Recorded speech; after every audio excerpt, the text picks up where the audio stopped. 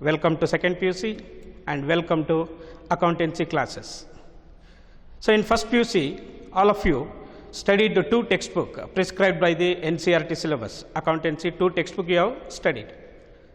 So similarly, even in second PUC also, you have to study two textbook prescribed by the NCERT syllabus. Book number 1 and book number 2. Book number 1 is called Non or Not Profit Organization and Partnership Accounts.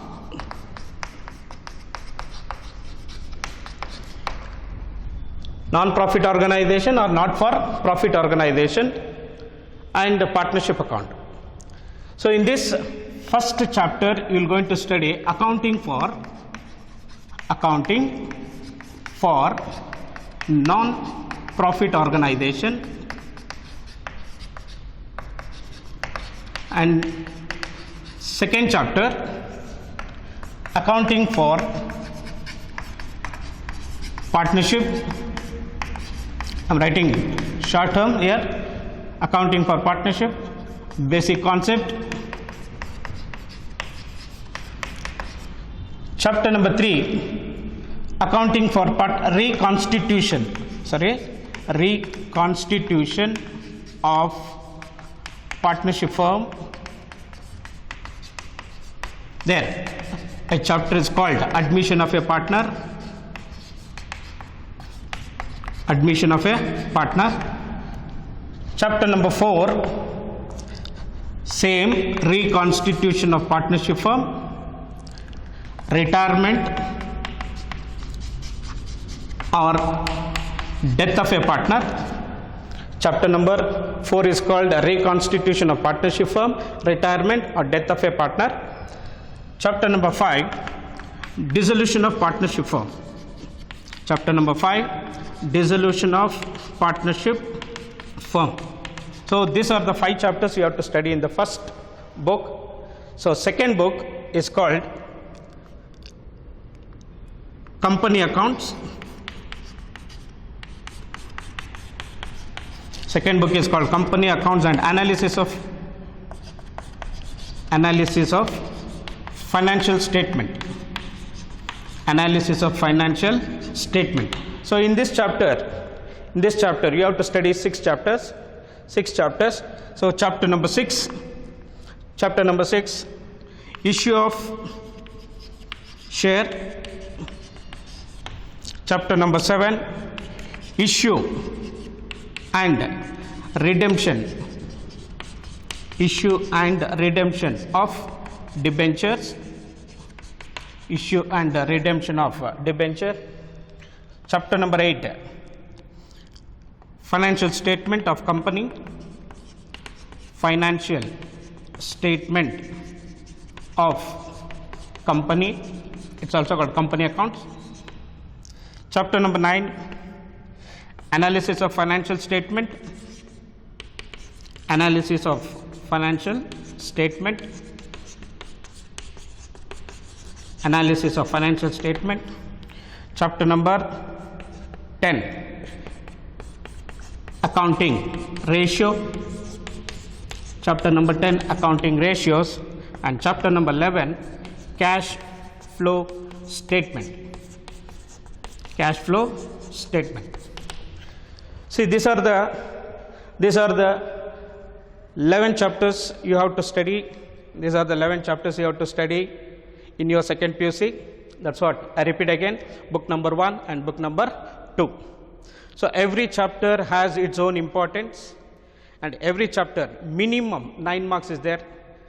So these are the 11 chapters what you have to study in second PUC accountancy.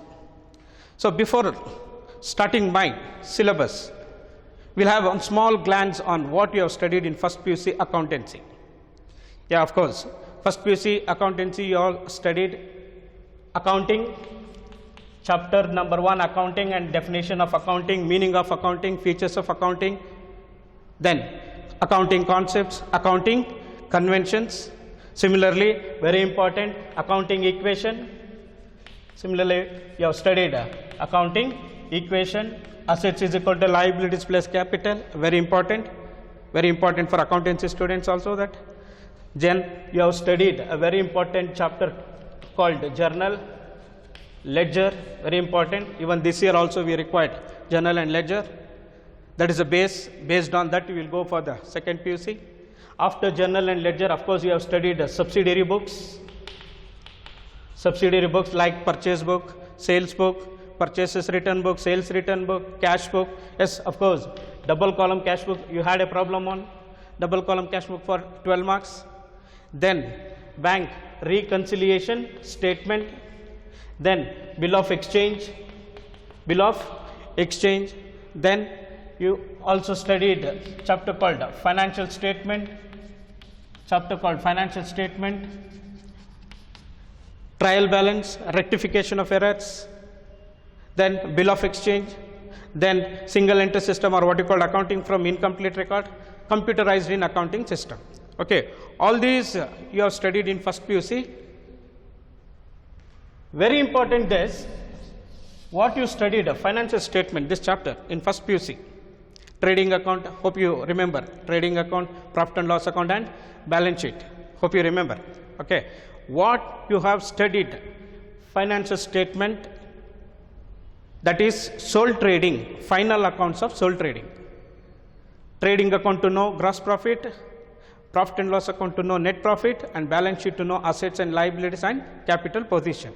Okay, what that you studied, importance was given for a simple problem on final accounts of sole trading. Okay, but this year in second PUC, much important is giving for partnership firm or partnership accounts. So here chapter number 2, 3, 4, 5, this is only for partnership accounts. 30 to 35% of the syllabus is covered in the partnership accounts. And of course, joint stock company, you studied joint stock company, company accounts, financial statement. So in this financial statement also 30 to 35% syllabus is covered, that is issue of share, issue of redemption, financial statement, and analysis of financial statement. Okay, so this is what you have to study in the second PUC accountancy. Let us go for the syllabus. So first chapter is called non-profit organization. Non-profit organization, I will going to do it later. So we will go for the second chapter. Okay, once if I going to touch the second chapter, immediate I have to touch chapter number 3, chapter number 4, chapter number 5, because all these 4 chapters are chain link, one-to-one connection. So second chapter is called accounting for partnership basic concept. Okay, so partnership. First PUC you all studied a chapter called forms of business organization. See, in the forms of business organization, we have a various forms of business organization. You studied sole trading is one type. Similarly, partnership, joint stock company, multinational company, or global organization, global enterprise. Similarly, you have Hindu undivided family, cooperative societies. Okay, so what you have studied, meaning, advantages, are all in this business studies. Okay, so here partnership. What is the meaning of partnership? There is one act, there is an act, the act which will going to protect Indian partnership. So Indian Partnership Act of 1932. Indian Partnership Act of 1932 has given a definition. The relation between person,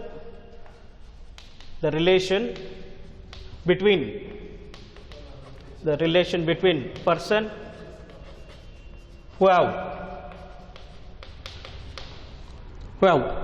agreed to share the profit of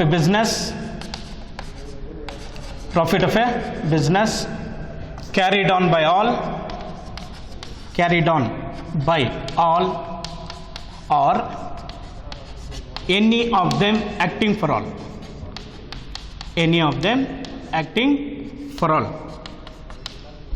You remember all this? Remember this definition? first PUC, even I told this is a very important for 2 marks. What do you mean by or define? Define partnership means this you have to write. Okay. So what is the meaning of partnership? When 2 or more persons join together to do a business with a main motto of profit is what we call it as partnership. Or partnership definition, Indian Partnership Act of 1932, the relation between persons who have agreed to share the profit of a business carried by all or any of them acting for all. So 2 marks important. This is a very important for 2 marks. Define partnership or what is partnership. Okay. Moving on to the next part, features. Of course, even first PUC you studied these features. Okay, we'll have on glance. Okay, features. Of course, number 1, first feature, 2 or more persons. 2 or more person. In a partnership, there must be minimum 2 person. Correct? In partnership, there must be minimum 2 person and maximum is restricted to 100. Companies Act of 2013 says that maximum number of partners in a partnership firm is restricted to 100. Earlier Companies Act of 1956, they used to say that maximum 10 or 20. That's gone now. Now it is 100. Minimum 2, maximum 100. So that is the first features, 2 or more person. Moving on to the second one. Of course, agreement. Agreement. Of course, a partnership is an agreement between the partner. Partnership firm exists only after an agreement between the partner. An agreement may be, of course, oral. An agreement may be oral or an agreement may be written. But all the partner prefer written agreement because in future, if disputes comes in future, so written agreement is acting as a evidence in the court of law. That is why, so many of the partners go for the written agreement. So that is the second features, what you call agreement. Moving on to the next one, 3, sharing of profit. Sharing of profit. Of course, partnership business, whatever the profit, whatever the loss has to be shared between the partner. In the agreement only it will be mentioned, and as per the agreed ratio, whatever profit is earned, that has to be shared between the partners. So that is number 3, sharing of profit. Similarly, mutual agency. I think you heard this word in first PUC, mutual agency. Yes, of course, a partnership is a mutual agency, mutual understanding and agreement between the partner.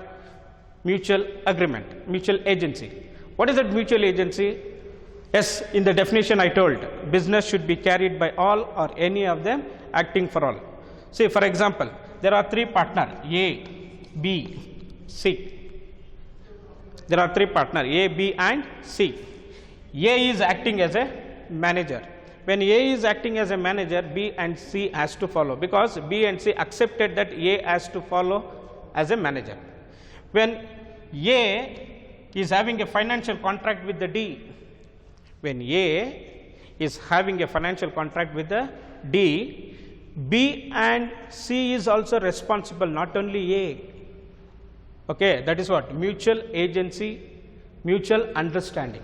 So partnership firm has to carry on the basis of understanding between the partner. That is called mutual agency.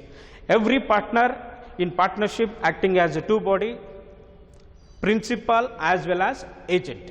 So that is called mutual agency. That is characteristics number 4. Moving on to the next characteristic number 5, unlimited liability. Of course, a very important characteristics, unlimited liability. The liability of every partner is unlimited. The liability of every partner is unlimited. Okay. When assets is less than liability, when asset is less than liability, whatever the shortage is there, that shortage has to be paid by the partner from his own pocket. That is what? Unlimited liability. So the liability of every partner is unlimited. Moving on to the next part, partnership deed. Partnership deed. Of course, This is also you studied in first PUC. Deed means agreement. As I already told you in the features, deed, agreement. Agreement between the partner may be oral or written, but written agreement is preferable. So when an agreement is put it in writing, duly stamped, signed by all the partner and registered with the registrar of partnership firm is what you called as partnership deed. I repeat, it's important. I repeat, partnership deed. Deed is an agreement between the partner. An agreement between the partner may be oral or written, but a written agreement is preferable. So when written agreement is duly stamped and signed by all the partner and registered with the registrar of partnership firm is what you called as partnership deed. And of course, you also studied in first PUC contents of partnership deed like name and addresses of the partner, name and addresses of the partnership firm, when it is started, capital contribution by each partner, profit and loss sharing ratio, rights, duties, liabilities of every partner, procedure for admission of a partner, retirement of a partner, death of a partner, dissolution. These are all you studied, partnership deed contents. Okay, so that's what partnership deed and contents of partnership deed. Okay, moving on to the next rules in the absence of partnership deed. Rules in the absence of partnership deed. If there is no agreement between the partner on some understanding, the business will be carrying on. So if there is no written agreement between the partner, what are the rules is to be followed? Keep it in your mind, it's important for practical oriented question. Number 1, sharing of profit. Sharing of profit and loss. Number 2, interest on capital. Interest on capital. Number 3, interest on drawings. Number 4, partner loan. Partner loan. And number 5, salary or commission or any remuneration. Salary or commission or any remuneration payable to partner. Okay. So rules in the absence of partnership deed. 5, that is sharing of profit and loss. If there is no deed,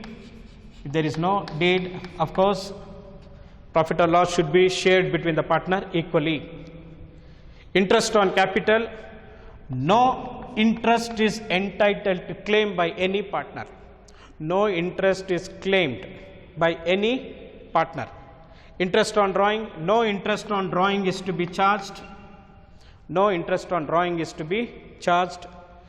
Partner loan, if any of the partner extended apart from the capital, loan is given. So for that partner loan, 6% interest per annum has to be given. Partner loan, 6% interest per annum has to be given. So salary or commission, no salary or no commission should be payable to any partner if there is no partnership deed. Okay, so these are the 5 important for practical oriented question. Question may comes like rules in the absence of partnership deed. If there is no partnership deed, what are the rules is to be followed? Profit and loss should be shared equally. Interest on capital, no. Interest on drawing, no. Partner loan, 6% interest per annum, and salary or commission, no salary, no commission is payable to partner.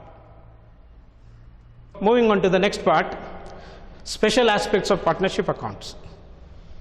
What is the special aspects of partnership accounts? Say in partnership accounts we are going to maintain. How we are going to maintain? Similar what procedures we follow in sole trading concern. So similarly, what we follow sole trading concern, even in partnership also same, but some changes some of the aspects, except some of the aspects. That is what you call the number one, maintenance of partner's capital account, distribution of profit and loss among the partner, reconstitution of partnership firm, and the dissolution of partnership firm. So in this chapter, basic concept, you will going to study these two, maintenance of partner's capital account and distribution of profit and loss among the partner. So chapter number 3, admission of a partner, that is what, a reconstitution of partnership firm, admission of a partner. Chapter number 4, retirement of a partner or death of a partner, that is called reconstitution of partnership firm. There you are going to study in that chapter. Of course, chapter number 5, dissolution of partnership firm. So moving on to the next part, maintenance of partners capital account. As I already told you, partners capital account, of course, we are going to similarly, we are going to follow like in the sole trading concern. But there are some aspects we have to follow. Maintenance of partners capital account. In maintenance of partners capital account, there are two methods of maintaining partners capital account, that is called fluctuating capital system, and number 2, fixed capital system. Fluctuating capital system and fixed capital system. Two methods of maintaining partners capital account. So what is that maintenance of partners capital account? In first PC you all studied capital account. First PC you have studied capital account. Any capital brought by any partner, any capital brought by any owner. So we are going to write it in credit side, by cash account. I think you remember, by cash account, and you will going to close the cash account. Okay. So what is that maintenance of partners capital account? Whatever the transactions relating to partners capital account, whatever the transactions relating to partners capital account, we are going to enter in the capital account. What is that transaction relating to partners capital account? Of course, capital introduced by owner, capital introduced by owner, capital withdrawn by owner, capital withdrawn by owner, drawings, any money withdrawn by the personal use, drawings, of course, interest on drawing, similarly interest on capital, any profit or any loss shared by the partner. So these are all what you called as adjustment to partners capital. These are all what you called as adjustment to partners capital account. So what we are going to do here in the fluctuating capital, what is the meaning of fluctuating? Fluctuating means fluctuate, changes. The capital of the partner from one year to another year, it is go on changing. Why it is go on changing? Because the adjustment to capital, these are all adjustment to capital, we are going to record it in the partners capital account. That is why partners capital fluctuate from year to year. That is what fluctuating capital system. So they may going to ask for 2 marks, what is the meaning of fluctuating capital system? Fluctuating capital system means the capital of the partner changes from year to year because of adjustment to capital or entered in the fluctuating or entered in the capital account. Moving on to the next one, fixed capital system, fixed, rigid. The capital of the partner is remain fixed from 1 year to another year.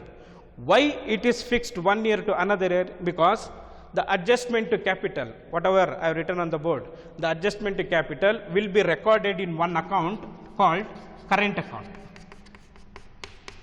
Current account or partners current account. So adjustment to capital are recorded in the current account. And of course, one more account we are going to maintain in the fixed capital, that is called capital account. Here only capital brought by the partner or any capital withdrawn by the partner will be recorded in the fixed capital system. So adjustment to capital we are going to record it in the current account. That is why the capital will remain fixed.